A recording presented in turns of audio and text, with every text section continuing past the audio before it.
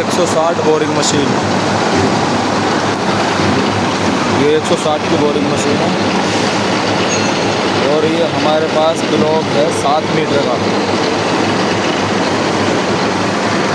7 metre का है।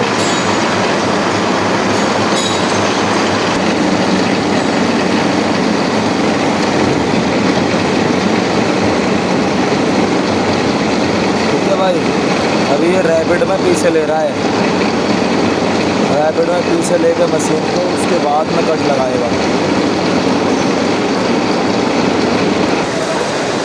भाई ये मशीन की फीड लगा दी है और ये अब कटिंग शुरू, देख सकते हैं भैया। ठीक है भाई, ये हमारे पास फेसिंग हो रही है और 7 मीटर लंबा ब्लॉक है ये।